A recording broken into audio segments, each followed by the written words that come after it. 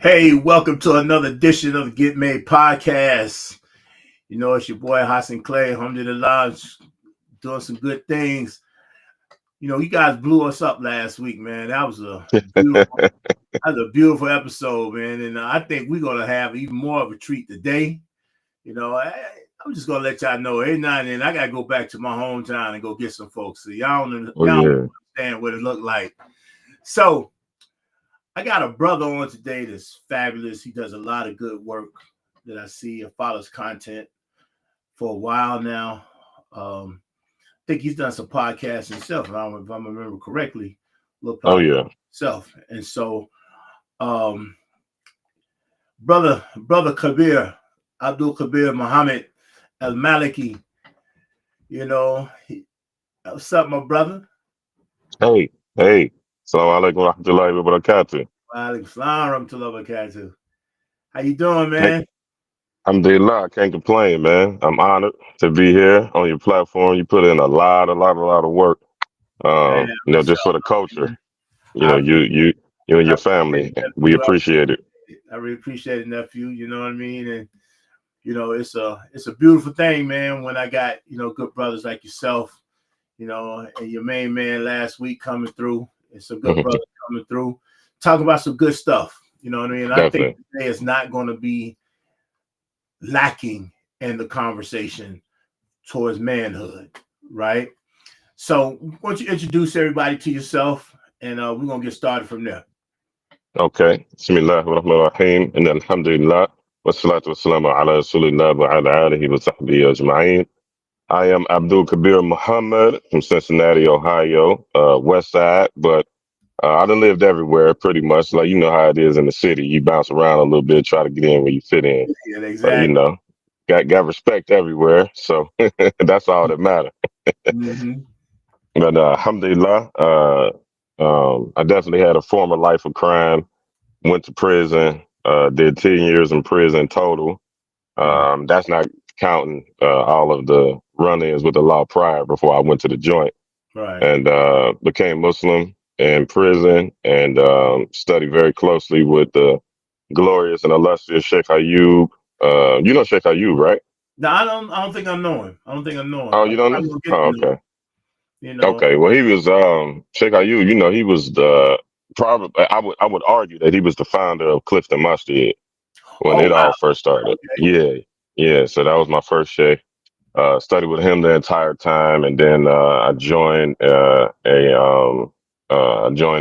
of the first Islamic schools in America with Sheikh Rami and Okay. Sword out in California, and kind of solidified my studies a little bit more. Came home, started a business because I seen they wasn't playing fair, which I know Mm, we're gonna touch on all of that, inshallah right. ta'ala. And just been working and taking care of kids, man. Yeah, man. Alhamdulillah. Alhamdulillah, man. That's what's up. And family man. Married family man, and doing his thing. Um, the main interesting thing that I really love about trying to get you on, because this has been about a year now trying to get you in here. You know. Yeah, well, I think a little bit more. We've been, bouncing off each other on social media, but officially, once we connected when you was in the city, Right. that last time.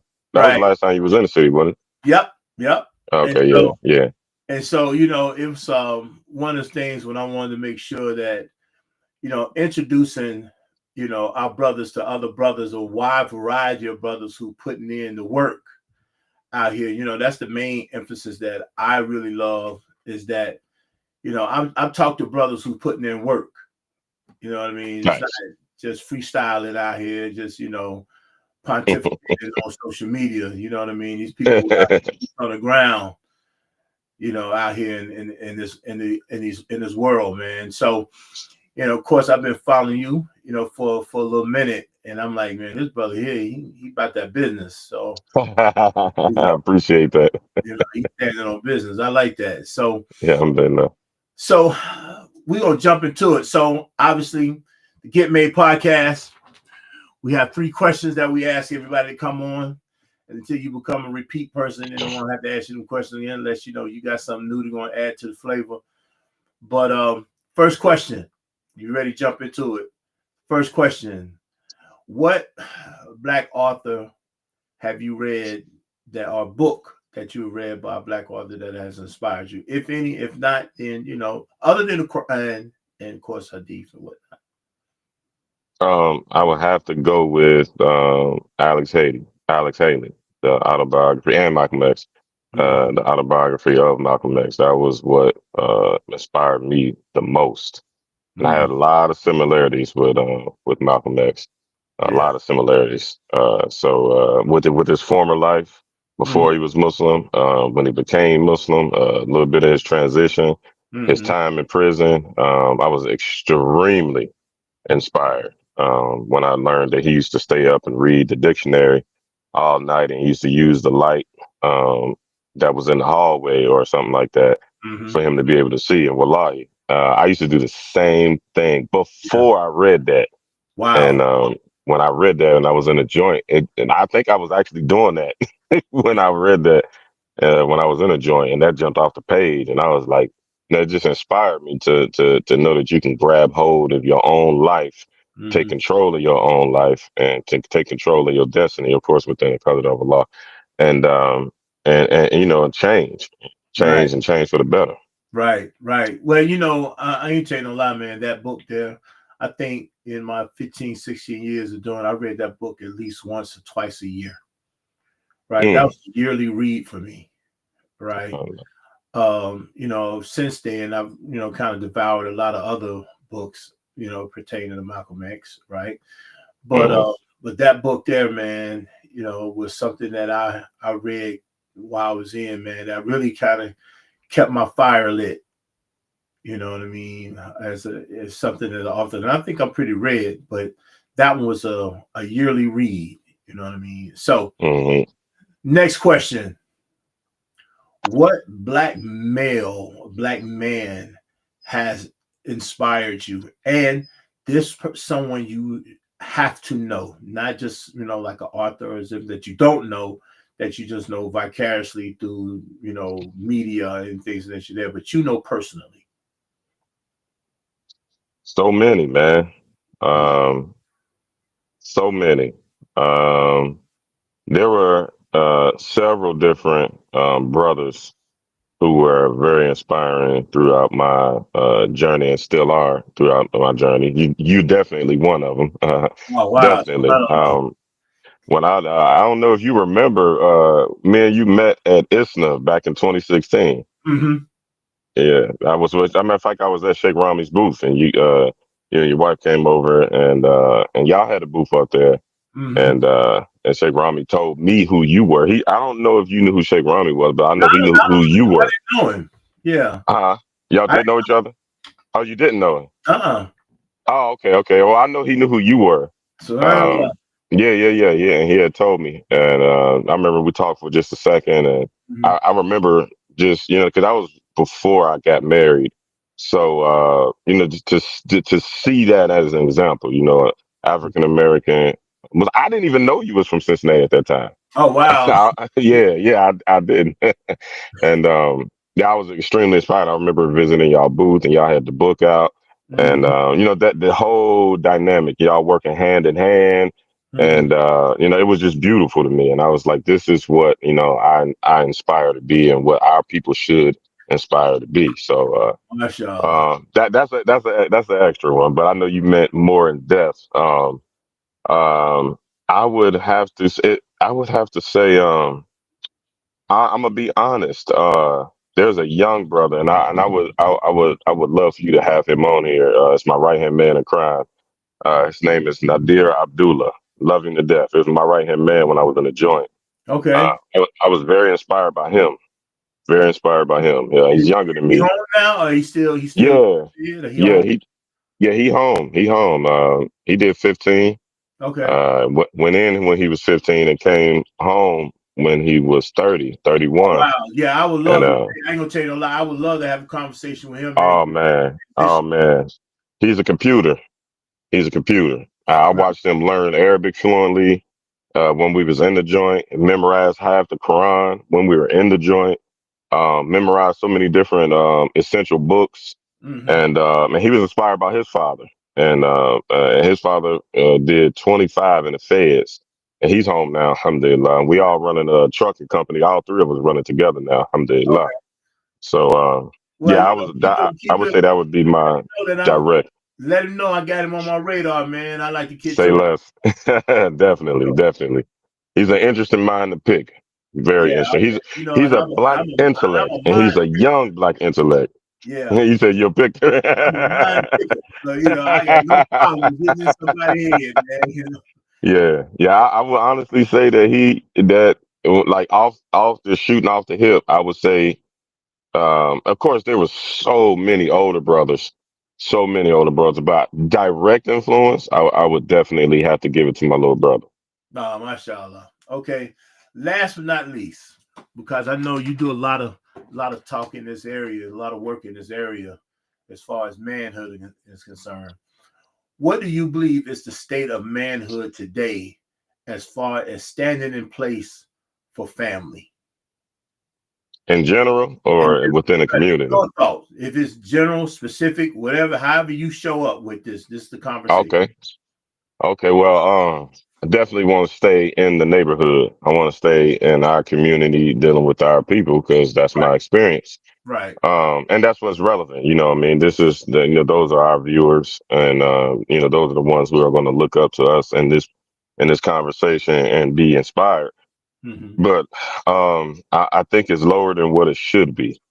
Um, there, I have an interesting perspective on it, and like you said, I've dealt with the topic plenty other times on my own platforms, Mm-hmm. and um, we all have that innate quality of manhood. Whether it's a guy on the street, on the corner, still hustling, and he ain't figured it out yet, Mm-hmm. to the jack boy, and he ain't figured it out yet, to the guy who just working McDonald's, and he's still in transition, to brothers that's where I am in life, Mm-hmm. striving and working, taking care of family. Um, I don't think it's where it needs to be, but it's there. Mm-hmm. Because when you look at all those guys, everybody got somebody. Everybody got a girl, a main girl, a wife, a baby mama that they committed to. Mm-hmm. But them guys is out here, being warriors. Honestly, they out here dodging bullets from the police, and from Other the people. guys in the neighborhood. Right. Yeah, Exactly. Exactly. just to make some money, and they gonna bring that money back home to whoever it is that they in love with or involved with. So that quality, that innate quality of manhood is there. It's just not polished and molded, which is what these conversations are about. And it's Right. going to take more than conversations, but these kinds of conversations get the ball rolling in the right direction. Right. So I don't think it's where it needs to be. Um, and lastly, and I know we're gonna go deeper into that. Mm-hmm. I honestly think that we have to dig down deep within ourselves as men and understand that we have to be soldiers out here. This is literally a war on every front: a spiritual war, an emotional war, a financial war. Mm-hmm. So there's a war on every front, and I believe honestly and wholeheartedly that we need to be militant and our movement and establishing our manhood. And I don't think that we're doing that. And we should be. We absolutely should be, I believe. Well, and those two things, I'm actually, because I've just heard a couple of things, well, two things that really stand out to me. One, when you say that, men are out here trying to make some things happen, even though it might be even be misguided. You're trying to make some things happen because they're really trying to bring that money back home to the one that they committed to, right? It may not be a marriage, but some of them, we're not just talking about Muslim men. We are talking about some Muslim men because let's just keep it to 100. Got some Muslim men doing it too. You know what I mean? So Yeah. Oh, for sure. More than we would like to admit. exactly. You know what I mean? And we don't want to broadcast the sin, but we know the sin exists, right? Exactly. And so, but then you make a point of saying that he's trying to be responsible in a way that might be misguided, Hmm. right? That, and because that's sometimes that's the that's the tag that we get. You know, like right now, a statistic that's out that says that, you know, over 52%, maybe even higher, of men, black men, take care of their kids. I think it's a high percentage. Matter of fact, no, it's more than 52. We are the highest group of people who try Yeah. to take care of their children. Yep. Yep. I seen that. I seen that same statistic. Right. And so therefore that whole label that black men are deadbeats and don't take care of their kids or whatever, that's a misnomer, because scientifically Absolutely. it's been proven to be otherwise. Absolutely. Absolutely. So we can get that label off of us right now. The idea that maybe, because two, we are probably the least quote unquote educated, if you want to call it, use those terms, educated, right? We might be that, but we're still trying to do what we can to take care of our kids, and which is crazy, bro, because I'm gonna be honest, we are the higher group of men who take care of the kids, but we're also the higher group of men that are in prison. Yeah. Yeah. Yeah. So I mean, so it still shows that we still, no matter what, we still doing for the most part what we supposed to be doing. Exactly. You see what I'm saying? And it's like, Mhm. wow, you know what I mean? It's like, Yeah. how do we get those type of statistics, right? And so, or that means that, you know, some other groups just ain't doing a daggone thing for their people, right? Hmm. Make it look Hmm. like they are, right? Right. But Right. so, how, in your opinion, and then again, we are talking opinion, and that might be based upon evidence and things that you know, right? How did we get to this space of looking like we are not providing or taking care of our families? Woo, that's a heavy one, man. That's a heavy question. um, uh, Without being cliche, propaganda. Mm-hmm. I've been studying that particular topic for as man probably 15 years, which Mm-hmm. ain't nothing in reference to your experience and your No, bro, studies. that's a lot of time, But bro. Don't underestimate that. That's yeah, a lot of time. that's the only thing I'm trying to emphasize. That it's been a while that I've been looking at this, Right. and it turns out that in totality, there are people who capitalize. There are other groups and ethnic groups of people who capitalize off of us in every way, shape, form, or fashion. And they capitalize off of um, the sad reality of us having the highest rate of broken homes in all of other amongst other ethnic groups. Mm-hmm. And it's sad that people are preying on this sad situation. So Mm-hmm. I honestly think that it's been. I mean, of course, we know that there was always systemic oppression at hand and at bay. We all know that. That's a given. Um, What defines for you? What defines broken home? when a man is not when a man is not in the home, when the couple or couples are not married and the man is not in the home, Okay. and not home, every day, but they're not Right. He's the not man living. and He's not woman or living. women. They're not. Yeah, there's no man that is responsible for this woman or these women and her children.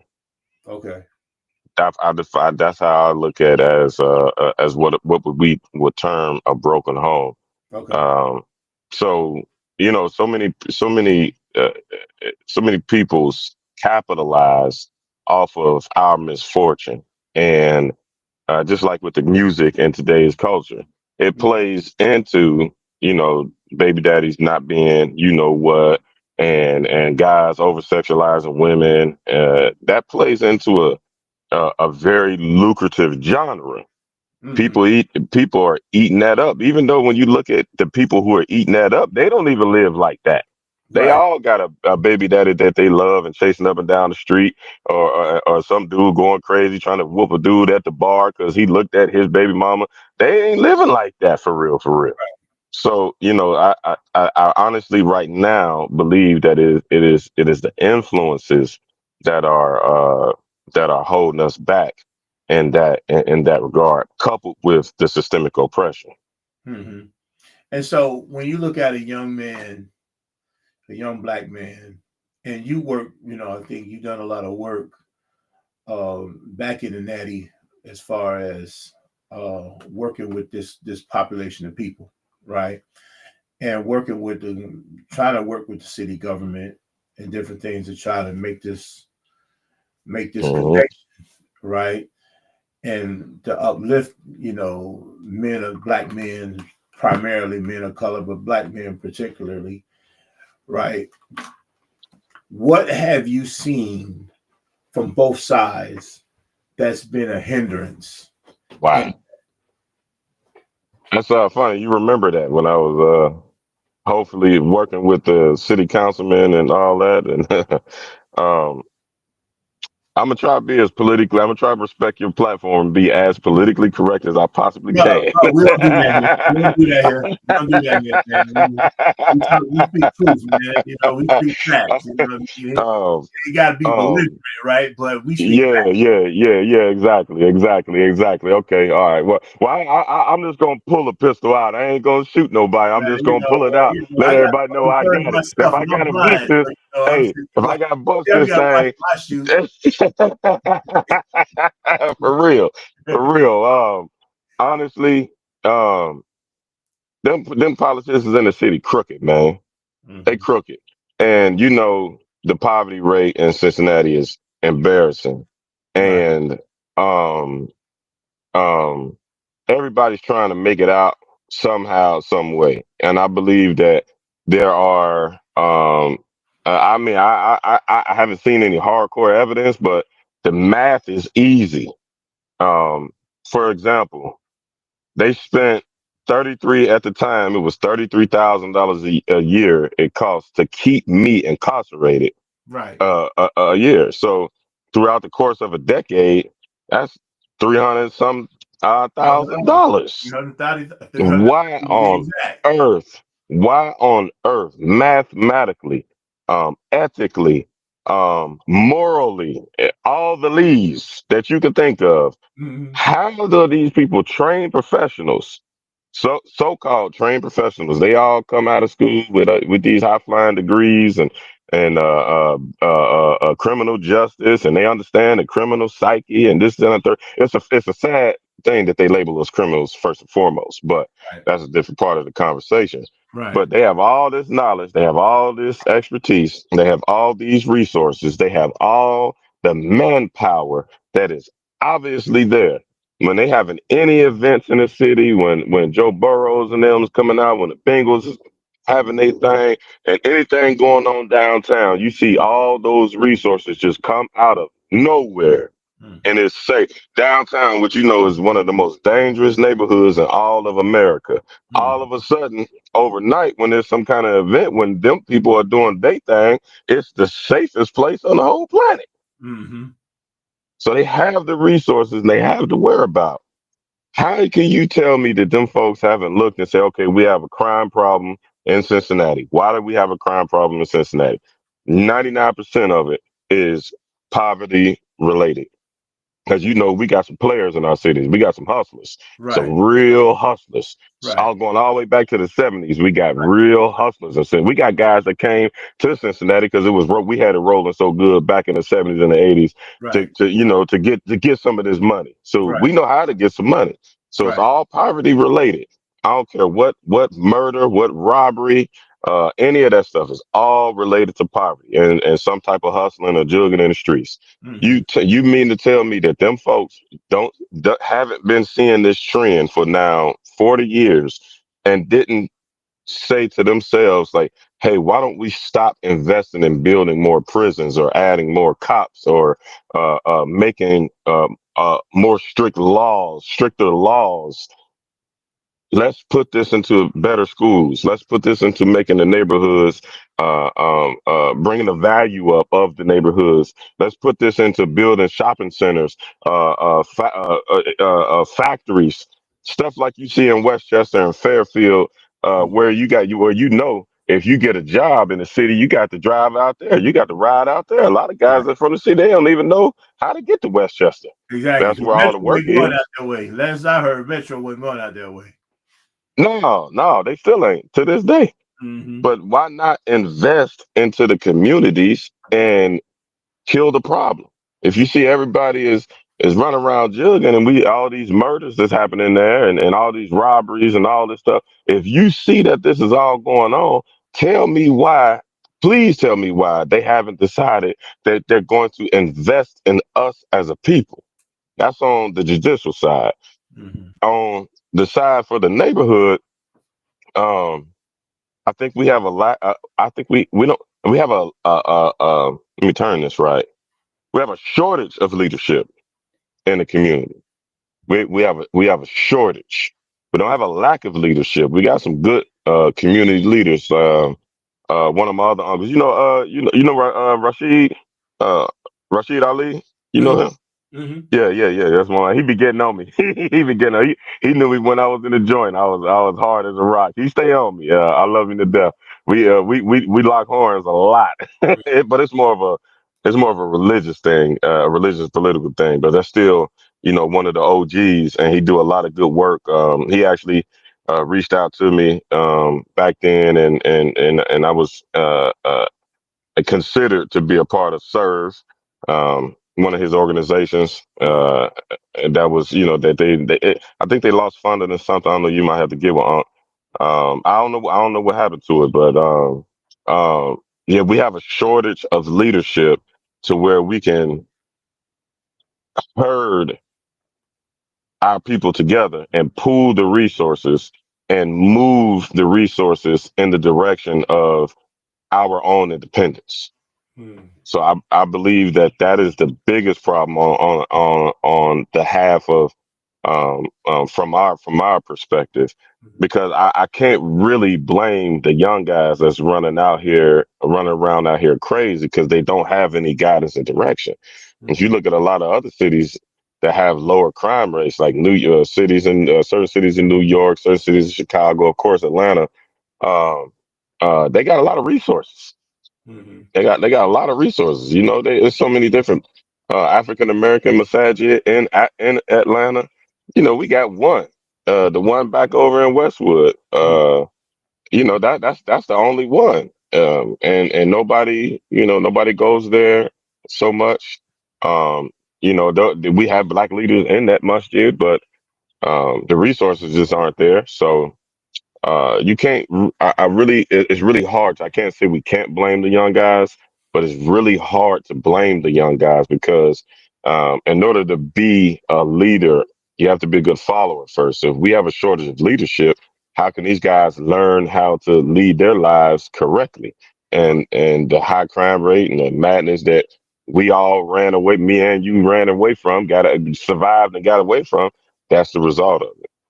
Right. And one of the things I think was coming out of the joint, being in, right? Because I did my time here in Georgia, right? Oh, okay. And so one of the things that I learned was how to activate resources, Mm, right?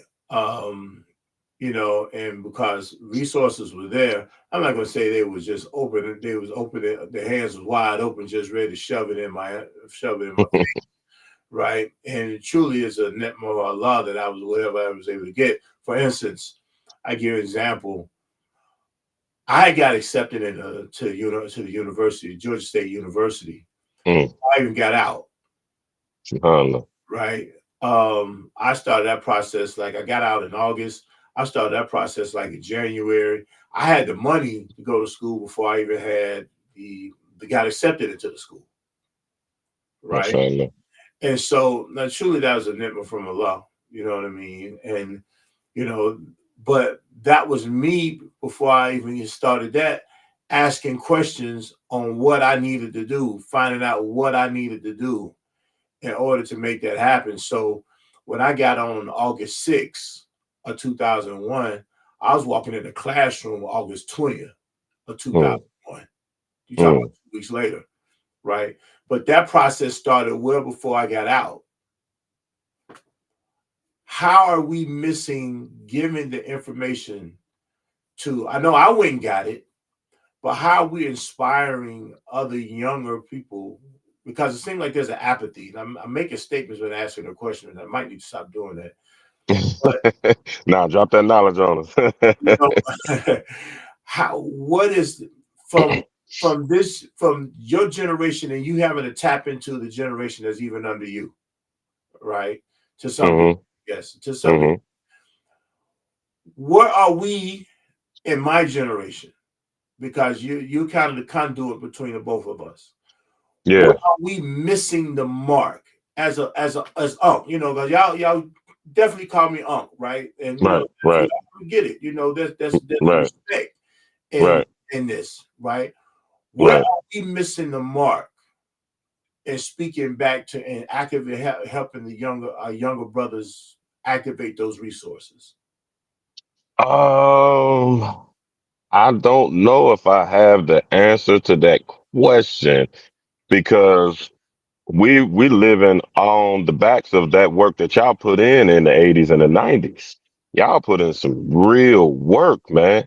And that's what cleared the way for us to be free to practice and to, come behind your footstep Yeah, in but y'all's footsteps. it seemed like somewhere along the line, even though we might have put in that work there, we still didn't get Yeah. to make the connection.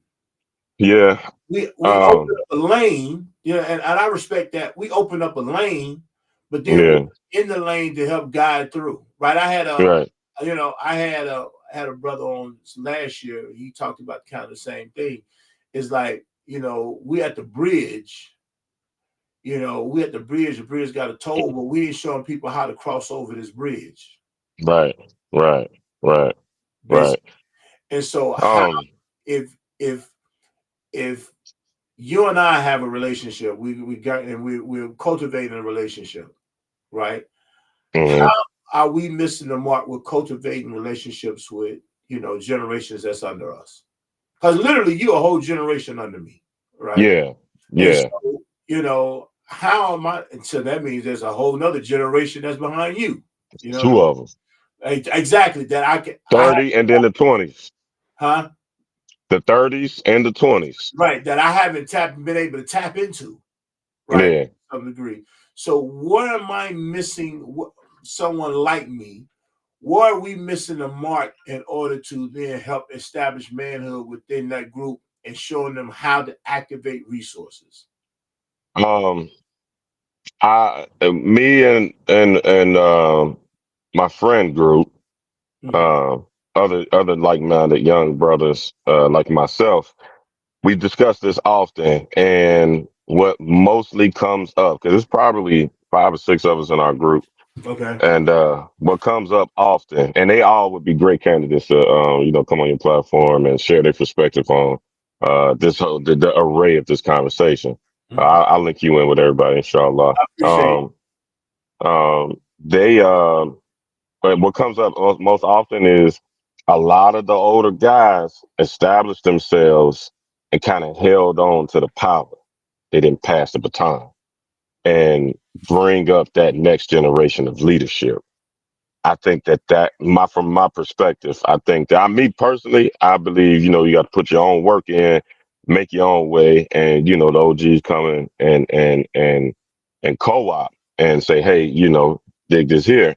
But I do think getting older, I do think that there has to be a baton passing, because y'all can't do it forever. And that's kind of what I've seen in the masjid in Cincinnati, the masjid in Westwood. They actually elected me to take over the imamate of that masjid at one point in time, and then COVID hit, and everything just kind of, raising the funds, and everybody just kind of went their own way. And I had something with my first wife. I had some big fitna going on. We get to that another day, but and that kind of knocked me off my axis. It kind of everybody, COVID shut everything down. It was mainly because of COVID. Right. COVID shut everything down, and that was the biggest problem. Was that the elders, they did not, and they realized that they didn't pass the baton, and they were reaching out to me and others, in my age range who would have been eligible to take the baton, and they were definitely trying to pass it. It's just lack of resources, man. Lack of resources, and everybody is working, trying to take care and try to survive. And that's a dark cloud over the entire African American community. I don't care if you Christian, Jew, Hebrew Israelite, atheist. That dark cloud is over all the African Americans. So we all are distracted in the rat race trying to provide, and which is why we need to pool resources and why we need to establish networking organizations and so forth, and So organizations. everybody said you just think so. What I'm hearing you gotta say is that everybody still, even my generation, we're competing for the money grab in a sense. So we still, in some degree, we still activate those same or trying to activate minimum resources within the community. Yeah, yeah. I would say that. I mean, I think it's been activated, but not whole scale. Everybody kind of get their own thing. This masjid over here, that masjid over there. And at one point in time, we were actually me and my the friend group of the brothers, my age and my background. We were trying to get establish a network in the country. It's still on the table. It's on the shelf, man. But it's so many. We couldn't get the older guys and the big hats. We couldn't get them all at the table at once. They all had history with each other. They all knew each other. And here come the young guys. We all fired up and like, let's get this thing going. And like, man, we already did that. We already was fired up and established the masajid and communities and resources and all of that. And it's a conversation on how all that unraveled, and everybody ended up going their own way. And there's a lot of distrust amongst the leadership with the OGs. A lot of distrust. We had two juggernauts um, that would have bound. I don't think I should say their name, but Right. it's pretty obvious. It's pretty obvious. What they say, if you know, you know. We almost had both of them at the same table, and they could have made that annexation that we need, and it would have been really, really big for the community at large in the country. But they had personal issues. Right. Yeah, yeah, and it could have been. It could have been it could have been swept under the table. We Muslims, we supposed to be able to forgive each other, but Mhm. yeah, I think that's the biggest problem, man. There's been a lack of passing the baton, and the message that the OGs have is a little different than it is at my age and my generation. It's a lot different. So I think the connection is broken, and a lot of the younger generations, shoot, they think I'm a little older and out of Out of touch with a touch. lot of things. So I got my 30-year old, young guys. I got a bunch of them I'm locked in with Mhm. because, I'm their big homie.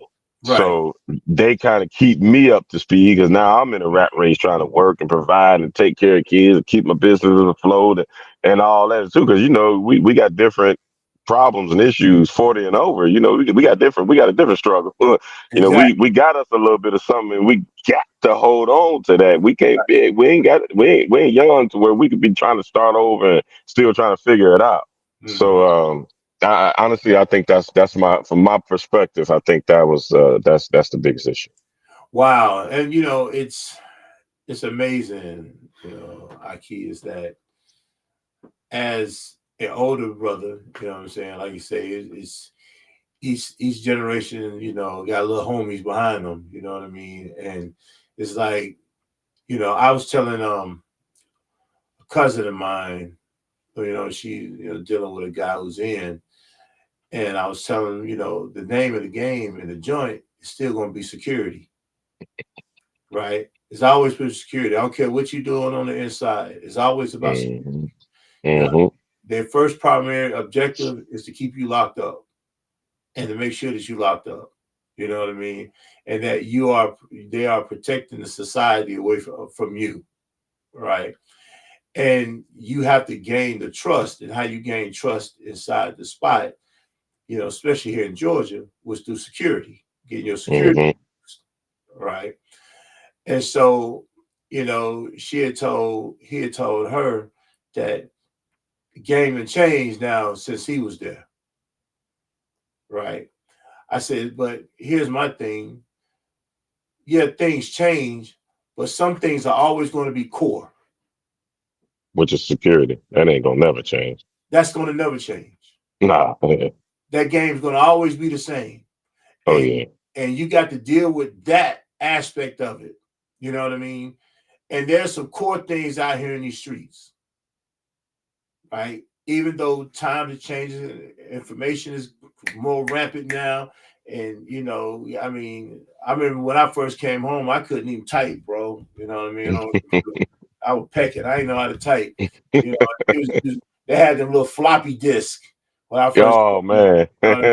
Yeah, yeah. I was telling somebody one time, I remember the movie Swordfish, right? Uh-huh. Like he needed 128 megabytes of RAM. I'm like 128, man. We had terabytes now. You know what I mean? You know what I mean? So Right, right, right. how in the span I've been on, how much technology has changed, right? But certain things still remain core, right? And how do we, as my generation, and identifying what we understand what's going to be core, and maybe that might be a conversation that my generation need to understand. What is the core issue that we have going on here? Of course, oppression, of course, racism, of course, lack of funding in the community, even though, the African American community is the ninth richest nation in the world, right? You know, by far, they say on Sunday, there's more money floating through the churches than it, you know what I mean? And so that's just New York, you know what I mean? Yeah, yeah, right, right, right.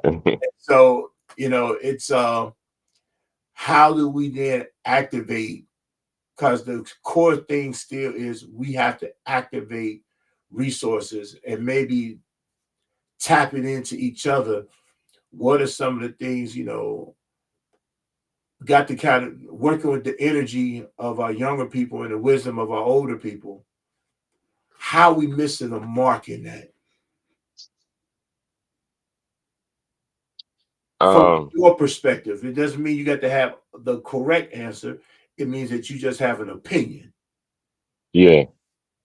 Um, the fraternity, because I believe once we all are, once we fraternize, it's just natural. Just for example, you know the Shakurs in the city, right? Mm-hmm. Okay, so yeah, just having that fraternity, um, I mean, he used to real tight, Okay. real tight, and and through his father, I was able to make some strides with my landscaping business Okay. just because of all of the resources and network that he built up over you know 30 years of him being a man of honor and respect. Mm-hmm. It's literally just a conversation. Yeah, I'm in that circle. We were closely fraternized. I checked out, you know what I'm saying? And so whenever some landscaping came or some Miss Mabel needed her yard done or some shrubs trimmed or pruned or whatever, they called Kabir. Mm-hmm. He get Issa on the phone, say, hey, Issa, call Kabir, ask him, can he get over here and give Miss Mabel an estimate? He worked for the city, Right. so a lot of city contracts came up. Call me up on the phone, shoot me an email. Hey, send me a bid. Go check out this property. Mm. So that the fraternization is the biggest thing, getting us all in the room at the same time Okay. and being able to pass over those opportunities that y'all earn because the further along you get, the more people you meet, the more connections you make, Mm. the more things you learn, the more things you know what not to do. So just us all being around each other and being up under each other. Also with marriage, they had a real big problem with getting brothers and sisters that come out of that community, born and raised with each other, married. Mm-hmm. The fraternization wasn't there, so everybody were kind of isolated, doing their own thing. So I think we need to start off, lightly socializing, putting together some type of events with themes as such, and get everybody in the same room. Throw these initiatives out there, and then just let it flow. Do you think the fraternization? Do you think is the older generation don't want to deal with the younger generation, or the When, when this pop up, El Rashid, he gonna be all in the comments like, yeah, that old knucklehead. Yeah. I mean, yeah. I mean, a lot of that is in there because my generation was hard. We was some hard knucklehead Negroes, and this is it gets more and more worse going on down the line. But that handful, guys that understand the assignment, definitely you. I'm trying to learn.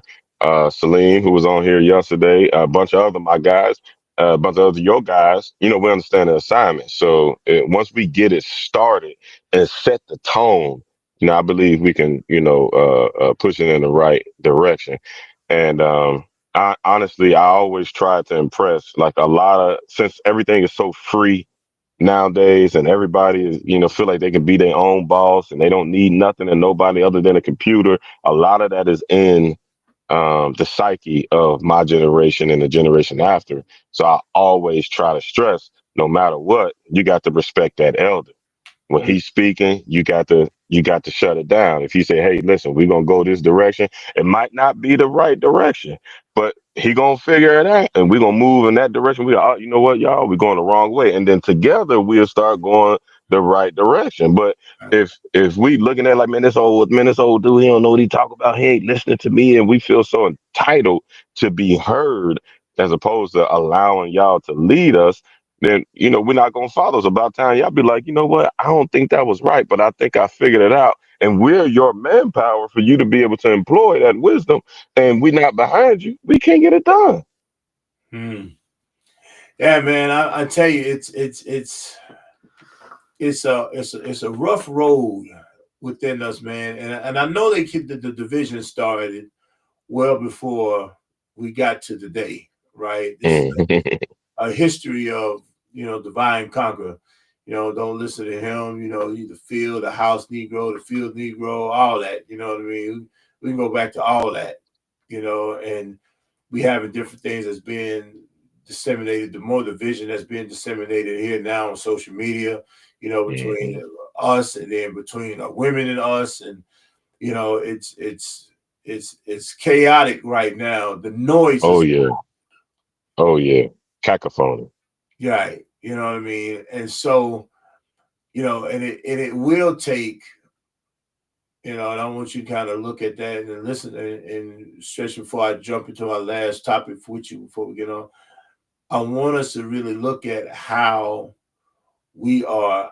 I, as an older statesman, older gentleman in the situation, you as a gentleman, a younger gentleman than I am, that there's younger than you, how we make those connections. How can I then listen to you and then hear what your energy might be saying, and then say, okay, that might sound good, but once you look at it like this, I know this is kind of how some things, but maybe attacking it head on. Like for instance, it's a crazy. I always say this, man. It's so crazy. It's kind of crude, but the movie Colors, Mm.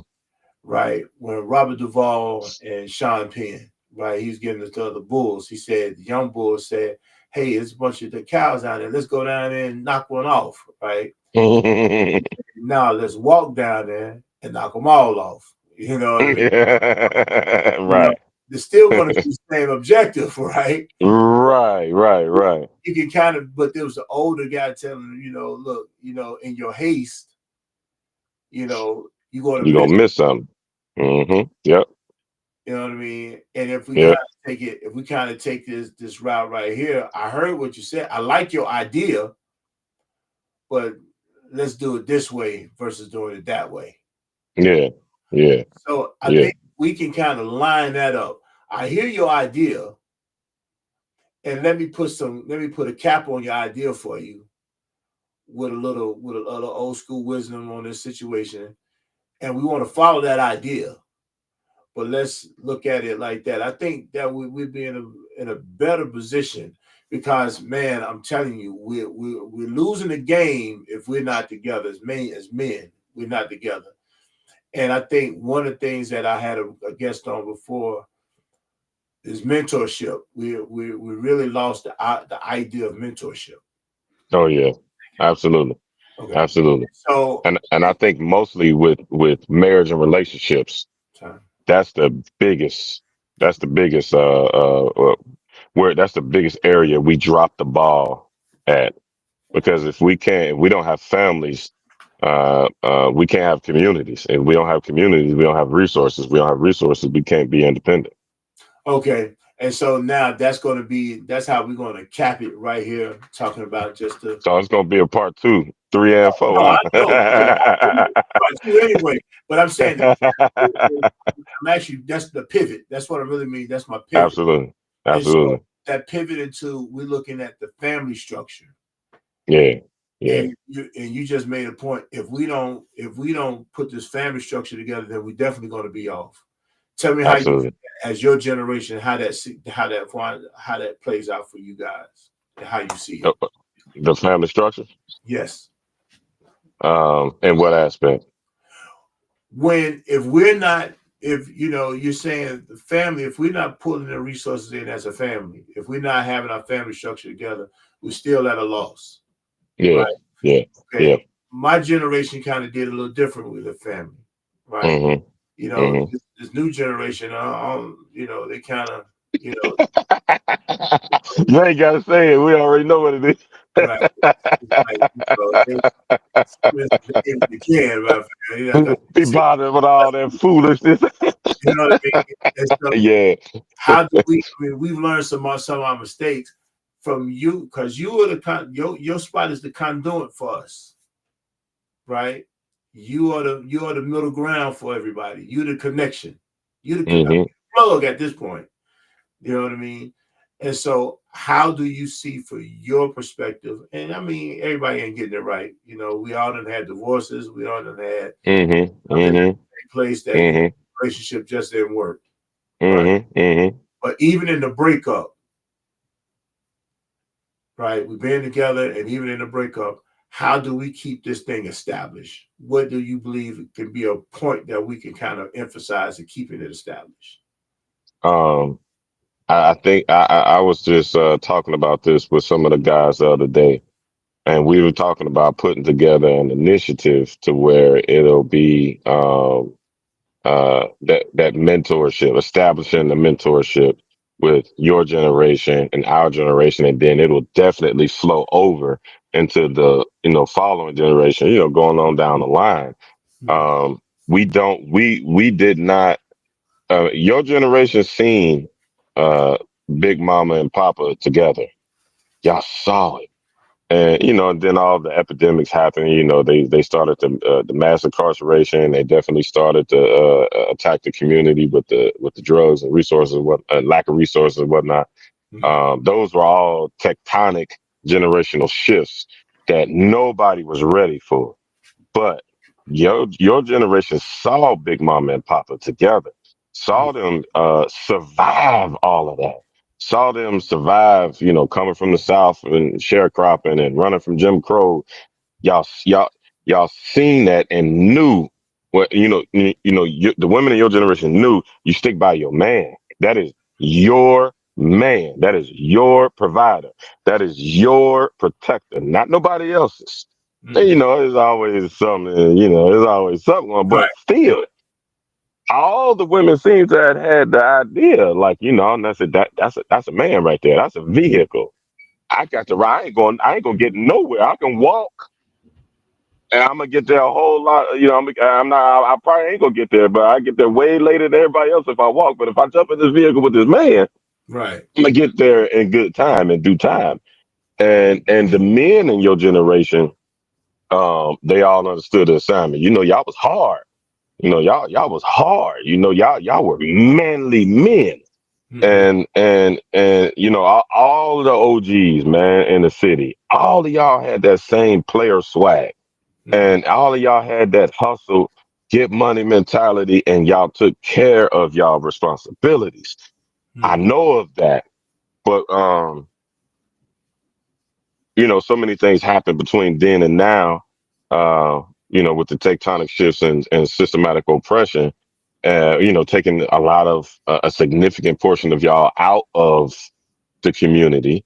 Right. We lost that. We lost that influence. We lost seeing that Right. and knowing that that is the norm. So I think we need to revamp that. We need to see y'all. We need to be around y'all. We need to see y'all. I think it'll help so much if there was a dinner, a brunch, anything put together. It'd be three older couples, three younger couples, Mm-hmm. and y'all just sit down and going back to fraternity, because that's how we're going to learn heart to heart. And we googling and trying to take marriage classes and courses and even it's the Islamic fiqh of marriage and all that. We'll need, you don't need all that. That stuff helps, but and one thing I've noticed in the foreign communities, what do you see with them? Generations. Right. When you go to the Right. masjid and you Right. see their whole family and they like, oh, come over to my house for Eid. Come over to my house for Eid. You see the great, great, great grandmother and father can barely talk, and their children, assisting them, and then their children, which is your age, assisting Yeah. them, and Right. then you got the youngsters, y'all's kids, my age. Mm-hmm. They all like, hey, my mom, my dad, I have to do this for my mom. I'm like, you see and they understand the importance of keeping that bloodline, that family line. They help each other because it's that connection is there. Of course, what happened to us didn't happen to them, and it didn't happen to anybody on this planet other than African Americans. Right. With the transatlantic slave trade, that Right. never happened in history, Right. and that's why I don't allow foreigners to come in. I love them to death. My youth are foreign, Right. and they love me to death. And Sheikh Ayub, he was from Pakistan and India. He respected me like this back then in the joint. He Mm-hmm. told me, he said, it is not me who will save your people. He said, it's you who will save your people. Mm-hmm. And so, I don't allow them to come in. They can sit on the sideline and coach from a perspective, but you can't come in and say, hey, y'all need to do this and y'all need to do that. No, no, no, no, no, no. Do it. Right. Give Yeah, me yeah, like, orders, but you ain't yeah. gonna tell me how to do it. Right. No, no, you You ain't gonna can't. correct it. Yeah, you can't. Right. But I think, just, and you see how successful they are, having their own masajid, and then we gotta go and attend their masajid because it's the nicest one and it can hold the most people, and Mm. the events and all of that. That's because that fraternity is there. Right. So I definitely think, and inshallah, we will, we can. This will be the first parts of this, getting older and younger couples together, because I think a lot of the stuff that younger couples be tripping off of, it don't even, from high, in retrospect, it don't even be about nothing. Mm-hmm. And when you see a couple, and I know it influenced me a lot of times when I done heard couples who've been together for 10, 20 years, 25, 30, 40 years, and to know that they got into it before, they got into it bad before, know that there might have been, maybe some infidelity, maybe Right. another wife, things that in my generation is completely catastrophic. Right. The conversation of it is catastrophic. Mm-hmm. To to see that y'all survived that, and y'all happy, y'all, and that was one of the things when I met you and your wife, and I was like, I was not saying, I was like, I just could see the how y'all survived Mm-hmm. all of this. I don't know if y'all been through nothing, but I'm saying I know everybody that been through Everybody something, been through and something. y'all Right. cool, Very good. and y'all all right. Y'all still Going right here all together. Y'all still kicking. through something. You know what I mean? Yes. Yes, and one thing I know that like the older sisters will help with the younger sisters is to tell them to stop tripping off all that stuff. Mm-hmm. You stop tripping off of it, and we're not worrying about keeping our families together. Right now in my generation, they worried about dominating each other. The women trying to dominate the man, like, oh, at the sit down, no second wife, no third wife. You're like, you trying to dictate stuff, and then the brother coming in was like, oh, well, she got to look like this, and I got to get a second wife. We trying to dominate each other. We're not looking to come together and be like, okay, how can I assist you with my manly qualities and help you get to paradise, and vice versa. Mm-hmm. All that other stuff, we'll put it in perspective. But we just don't see, we see everything as a deal breaker if we don't get our way. And that's our biggest problem. So if we fraternize and be up under y'all and see, that it's gonna be all right. Y'all are us 10, 15 years from now. So Right. not to age you, not to age you or No, nothing, but sure. That's what's up. No, 20, 25 years from now. oh You man, know well what I there it mean? is. You read Yeah, 20, 25 years from now. yeah, I want to be there. I'm Yeah, going there. 20 years ago, I didn't think I'd be 40. And, exactly. and saying what I'm saying and thinking how I'm thinking and moving how I'm moving and stuff that I cared about. And I'm telling the 20-year-olds, I got a 21-year-old daughter and she tripping and going through her thing. You know how they do. She going through the motions. Right. And I've been having to tell her all these friends that you into it with and this guy you chasing around, man, you ain't gonna even know these people 10 years from now. Because Mm-hmm. you're not gonna be the same person. I hope you ain't gonna be the same person 10 years from now. So, the stuff that we cared about back then, we don't care about now. We care about different things now. Right. So Right. to be able to have somebody tell you that and We to got see new y'all problems now. We success. got new problems now. You Yeah. know, we got new problems. Ain't got that Right, problem. right, right. Understand. So, Definitely, definitely. alhamdulillah, so we're gonna end it on that note, All right? right. And because you gave us some things that we gotta do as far as we got to recognize that one, definitely more importantly, we need to have fraternity. We need to fraternize with each other. We need to round and get together. And how we can get that, we can come up with plans on how to do it. If it's like you said, if it's dinners, if it's if it's summits. Like again, I have this wellness summit that I'm putting on in Baltimore. A little plug right here. I got Mm. wellness summit. Alhamdulillah. It's called the Muslim Wellness Summit. Building and strengthening communities through faith, family, and fulfillment. It's going to be on June 27th and 28th in Baltimore at the Assembly Room. That's 316 Guilford Avenue in Baltimore, Maryland. So it's going to be for 2 days, and got some great speakers that's going to be there. Part of this is how we are actually trying to bring our spiritual leaders and our clinicians together. Mm. Be able to Alhamdulillah. help, That's huge. direct some of the things that we got going on within the community, so within our community. You know what I That's mean? huge. And That's so, huge. yeah, and so it's going to be a very important thing. I'm hosting it. The Get Made podcast is hosting it, and so definitely everyone want to make sure everyone know that this is what's going on, and in Maryland on the 27th, 28th. I'm also having my book signing up in Rome, Georgia. When I moved south, man, that's the first place I moved to was Rome, Georgia. That's where my family's from. My family's traditionally from Rome, Georgia. And so I'm having a book signed at Jazzy T's out there on 1850 Redmond Circle in Rome, Georgia on the 17th of May. My book is called Taming the Storm, Understanding and Overcoming High Conflict Personalities for a Peaceful Life. Right. And I appreciate the support and everything that I've been getting for the book. You can actually buy the book off my website at HasanClay.net, or you can contact me and I can send you the book and we can make that work from there. It's all relevant to me. You know what I mean? I ain't letting one way stop me from getting no money. You know what I mean? Absolutely. Absolutely. It's like you say, it's a poor horse that only drink from one hole. You know what I mean? So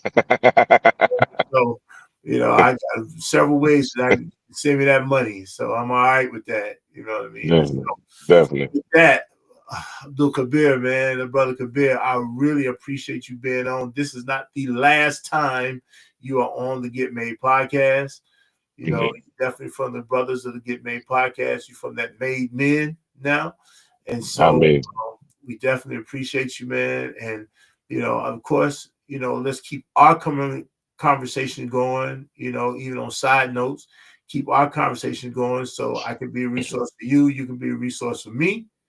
Definitely. And we can plug each other in. And so I'm definitely looking to plug it into your spot, to your people. You know what I mean? And even bring some of them on and see what they have to say to contribute to the conversation. Okay, inshallah. And for your event down in Baltimore, if you need any volunteers, let me know. I can make my way out there and assist and hope assist making things go smooth. Well, inshallah, even if it's cleaning up. Man, that's sunnah. That's the sunnah.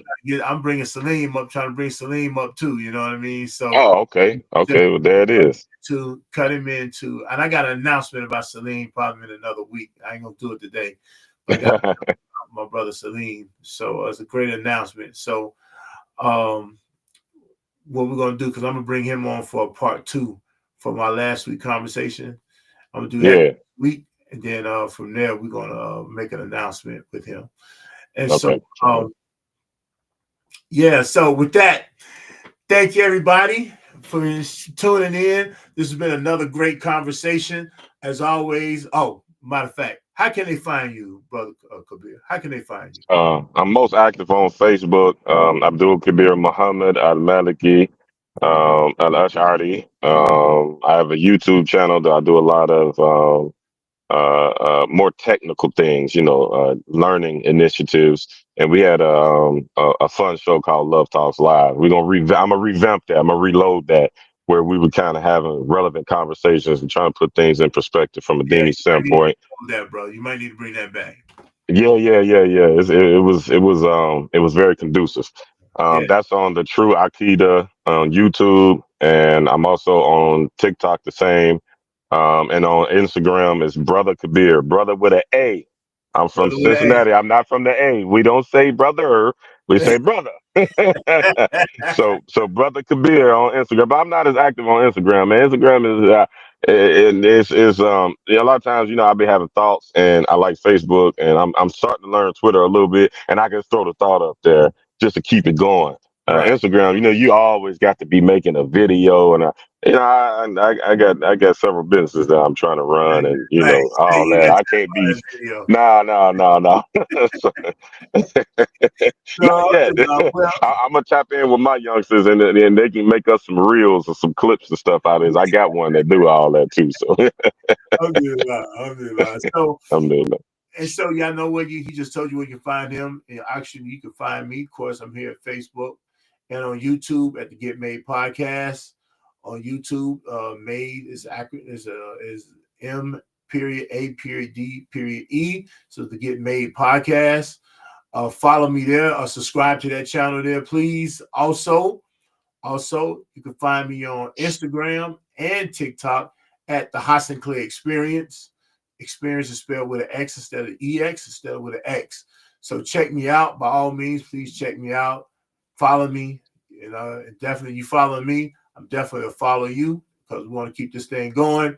And we're going to see everyone next week again, every Monday at 7 p.m. It's the Get Made Podcast. We're going to have special guests, nice guests. Y'all see the conversations. We keep this thing 100. All right. Assalamu alaikum wa rahmatullahi wa barakatuh. Assalamu alaikum wa rahmatullahi wa barakatuh.